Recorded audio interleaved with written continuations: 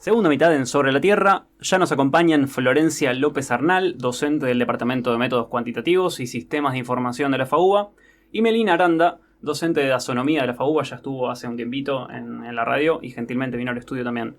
Juntas van a abordar con nosotros el tema de las plantas leñosas en la Argentina y la influencia de las heladas que tienen. ¿Cómo están? Gracias por venir. Hola, ¿todo bien? Gracias Hola. por la invitación.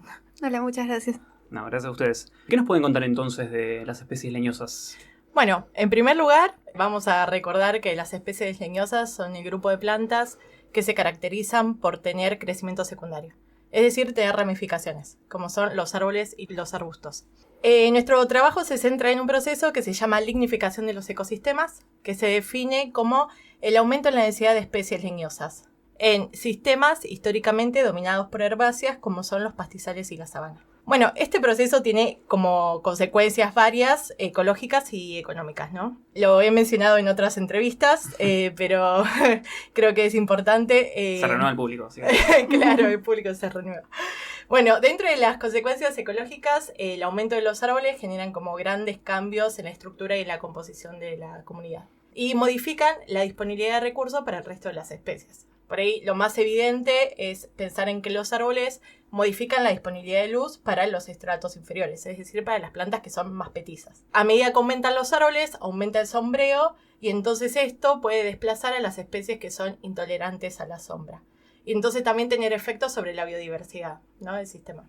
Pero como les dije, también hay consecuencias económicas, no solo ecológicas, porque tienen efectos sobre actividades productivas como la agricultura y la ganadería. Cuando aumenta la densidad de especies leñosas, se reduce la disponibilidad de superficie cultivable, se reduce la producción forrajera y por ende la capacidad de carga ganadera. Pero también hay otros impactos económicos no asociados a actividades agropecuarias. Por ejemplo, en la región pampeana, donde se está observando hace un tiempo un aumento en la densidad de árboles, uno de los problemas que más afectan a los municipios y a las provincias es que los árboles cierran caminos rurales, por ejemplo. Sí, y eso dificulta el tránsito. También como la acacia negra, que es una de las invasoras más frecuentes en la región pampeana, también tiene espinas muy grandes, entonces genera daños en los camiones, dificulta el tránsito. Bueno, también otra cosa es que dañan, por ejemplo, el tendido eléctrico. Sí, son heavy.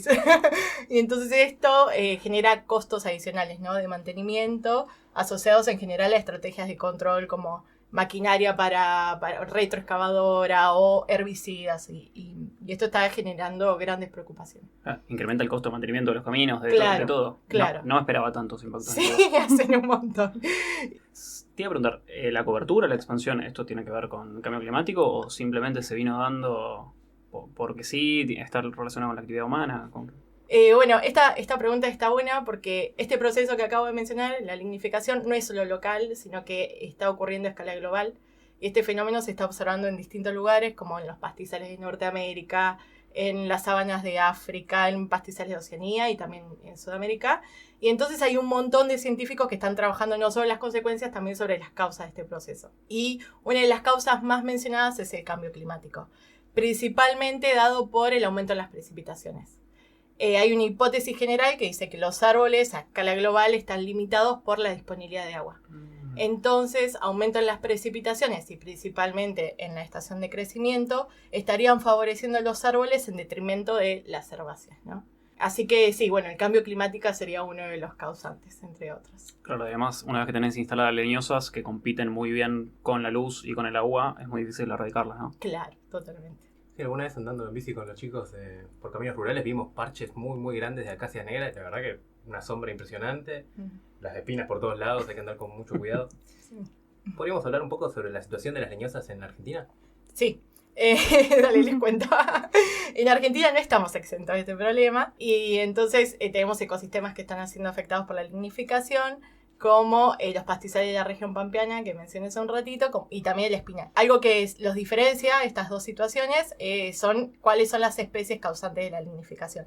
En el espinal está aumentando la densidad de muchas especies que son nativas. La más frecuente es Vackeria caven, que la conocemos como el espinillo, lomito también. Mientras que en los pastizales de la región pampeana, como no hay especies nativas de árboles, los que están causando la lignificación son leñosas invasoras, y ahí la estrella es la acacia negra, ¿no? Y en este contexto, nuestro grupo de investigación tiene un proyecto que está liderado por Noemí Macía, también docente de agronomía, que estudia distintos factores bióticos y abióticos y cómo modulan a este proceso en los ecosistemas de Argentina. Y asociado al cambio climático, que era lo que me preguntaba antes Santi, también estamos estudiando los eventos de temperaturas extremas, que de eso se sabe menos que lo de las precipitaciones. Entonces, uno de los factores abióticos que estudiamos como modulador del establecimiento de leñosas es la ocurrencia de heladas. Y con esa pregunta surge la tesis de la reciente licenciada Flor. Felicidades. Gracias. ¿Nos querés contar, Flor, qué estudiaste? Dale, sí, yo me recibí hace poquito de, como dice Meli, de Ciencias Ambientales. Empecé hace varios años y me presentaron el proyecto en taxonomía y me resultó muy interesante. Entonces ya cuando empecé a ver cómo el tema de las temperaturas mínimas influía en las especies leñosas, me pareció algo muy copado para estudiar. Y lo que buscamos con la tesis fue entender un poco cómo responden distintas poblaciones de acacia negra y espinillo frente al estrés que pueden generar temperaturas muy bajas.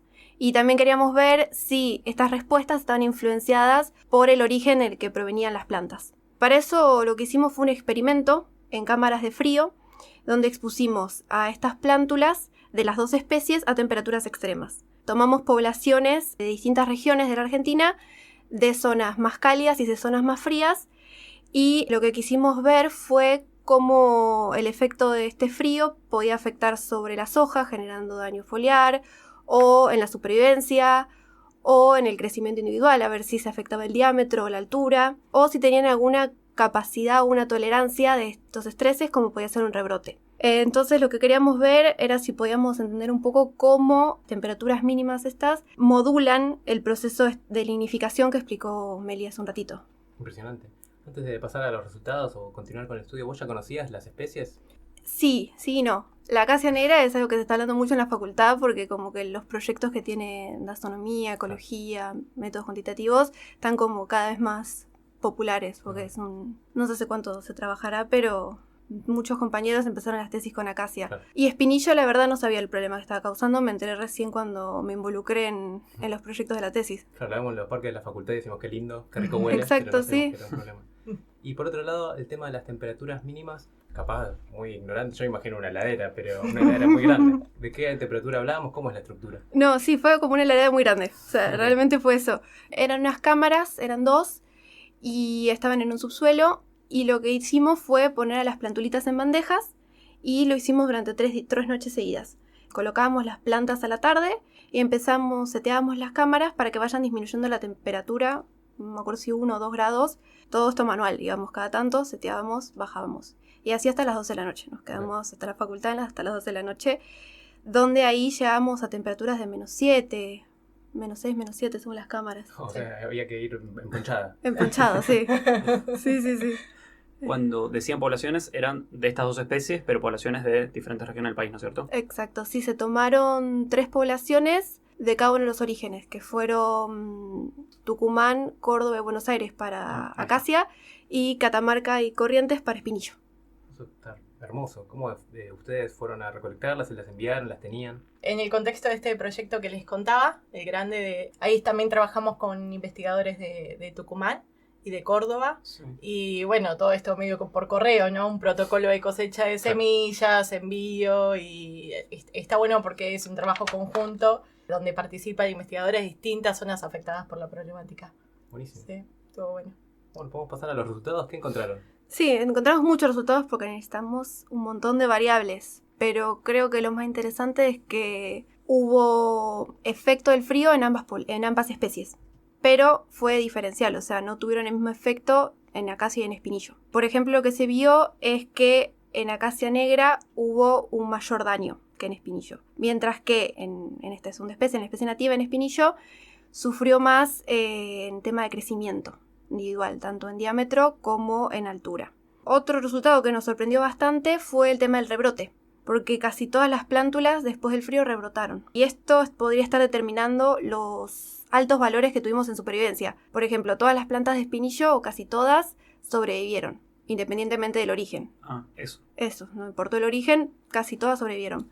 Pero en acacia sí se vio efecto origen. Con esto me refiero a que las poblaciones de Buenos Aires tuvieron mayor supervivencia que los otros orígenes. Claro, eran poblaciones más adaptadas al Eso frío. puede ser, sí. Justo el sur de Buenos Aires, que es donde sacamos las semillas, es la distribución más austral que tiene acacia negra en la Argentina. Y es justo una zona donde hay más frecuencia de heladas y más frío en comparación con los otros orígenes que están más al norte. Y bueno, eso podría indicar un poco que pueden estar adaptadas a las condiciones locales. De hecho, esta semana creo que en Torkins, que es de donde sacamos, nevó. ¿Cómo les va? A ver cómo les va ahí. Bien, pero le fue más o menos bien a todas las poblaciones de ambas especies. Esto quiere decir que estamos en problemas, entonces va a seguir expandiéndose. Y eso justo no lo sabemos leñosas. porque no estamos muy seguros, porque bueno, el experimento que hicimos fue, los pusimos a frío únicamente y en condiciones controladas.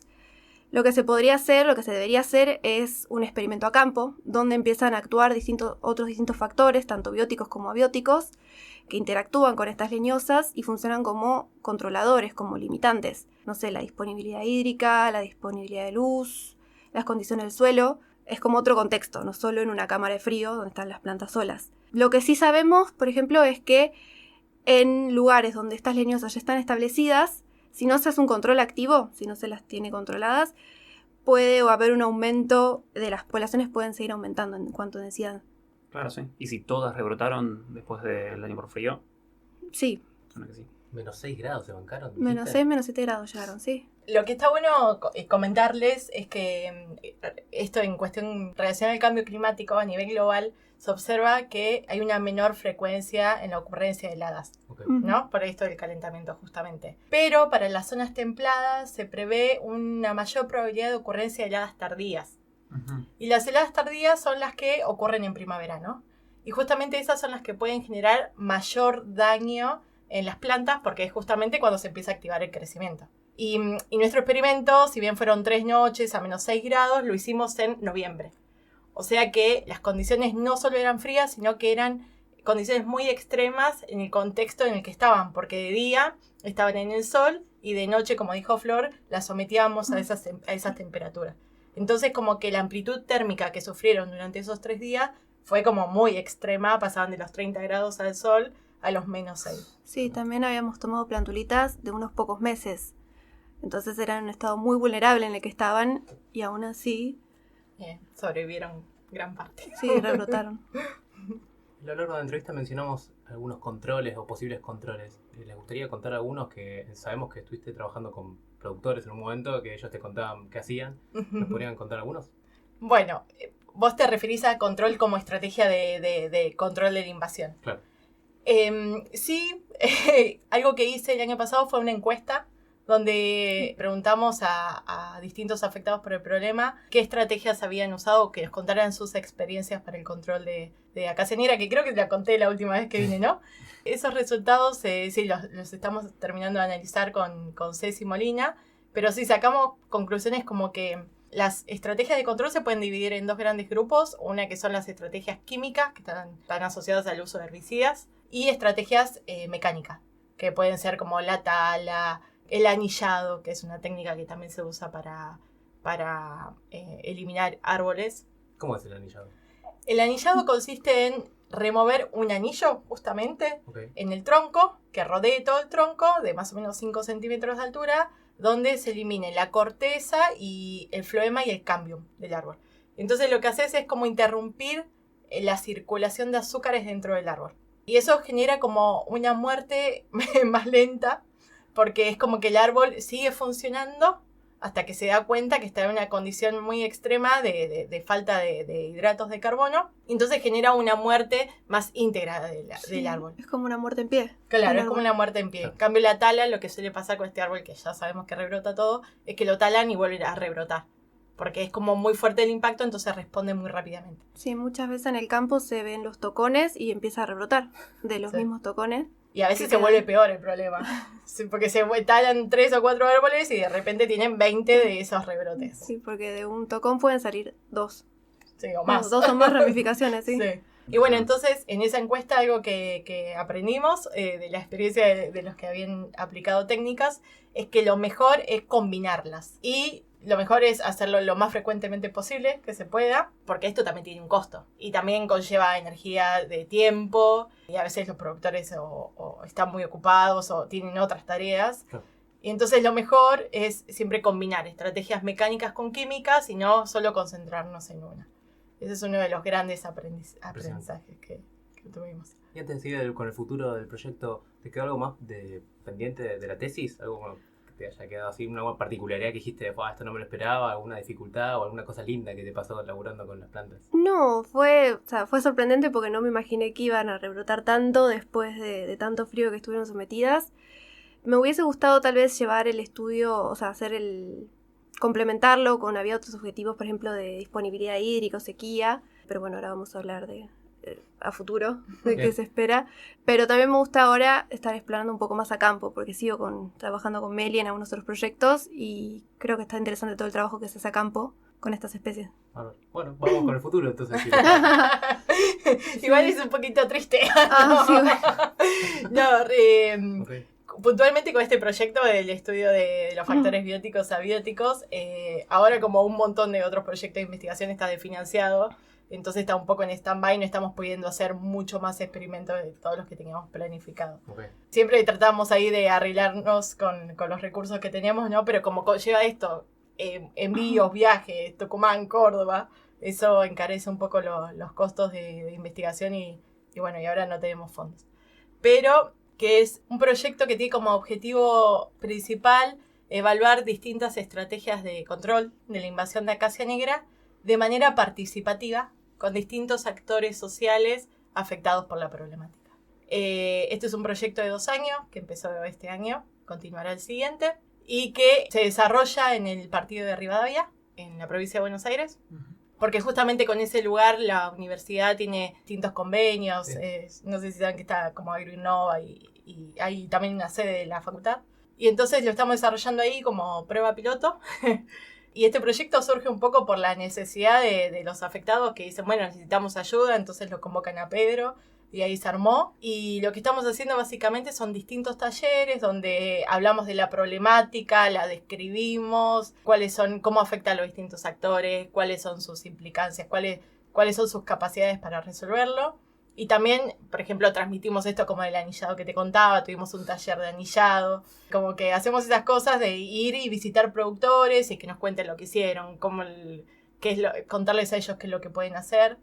Y es un desafío porque ustedes como por ahí que me vienen escuchando hace tiempo, en general nuestros experimentos están muy asociados a esto, o sea, experimentos muy ecológicos, donde controlamos factores, ganadería, qué ciervos, qué todo esto, pero ahora ahí está el componente social y para nosotros es un desafío porque no, particularmente yo no estoy súper preparada para eso, se aprende sobre la marcha, también hay que construir vínculos sociales, que uno suele no tenerlo en cuenta, pero cuando llegas te das cuenta. No, y además aportan información muy valiosa, ¿no? Porque ustedes acá están estudiando 2 especies de un montón de poblaciones y demás, pero también los productores te deben acercar que, esto existe, pero también tengo otras especies que me están complicando la producción, ¿no? Eso sí, debe pasar. Totalmente, y además saben cosas que yo no las sé, o sea que ellos saben más sobre los controles. Nosotros venimos estudiando como factores aislados, pero ellos dicen, no, cuando yo pongo maíz, acá se me complica más la cosa que si pongo soja.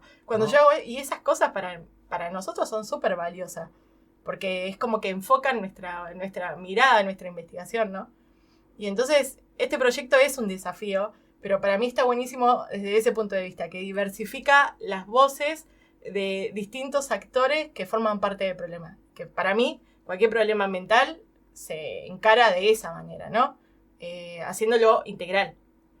Y que para que trabajar, porque nadie puede solucionar el problema a escala local. Claro. Es un problema a escala de paisaje. O sea, vos podés tener en tu lote el problema muy avanzado, muy controlado, pero si tu vecino tiene un monte al lado pegado, eso no es viable, digamos, tu control. ¿Dónde queda Rivadavia? ¿Cuánto tiempo de viaje es? Son Quedas como 550 kilómetros. Sí, son como 5 o 6 horas de viaje. Sí, Sí. el larguito Bien. viaje. América es como la capital de partida. Ujú. Y es principalmente, tiene muy desarrollada la producción agrícola, mucho más que la ganadera. Y está muy cerca de Trenquelauquen. Ok. Sí, cerca de la frontera entonces, ¿no? Sí, con La Pampa. Sí, Sí. muy cerca de la frontera Ok. de La Pampa, sí. Y bueno, eso, está súper bueno para mi proyecto. A mí creo que a Flor también la tiene. Sí, yo me enteré del proyecto creo cuando empezó a pedir financiamiento, que me preguntaron si quería participar. Y al ver lo que era tan social, conjunto con lo ambiental, dije, esto no se ve tanto en la facultad o en investigación.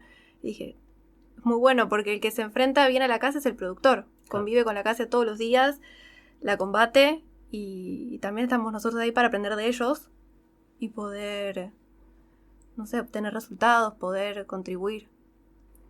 Esto que hablamos antes de los parches grandes de acacias o de cualquier otra leñosa, ¿lo pudiste ver? ¿Se ve muy claro eso? Se ve muy claro, sí, sobre todo cuando fui ahí a Rivadavia se ven claro tanto parches específicos solamente con acacia, que son imposibles porque con las espinas que tiene es muy difícil poder meterte dentro del bosquecito, como acacia conviviendo con otras invasoras.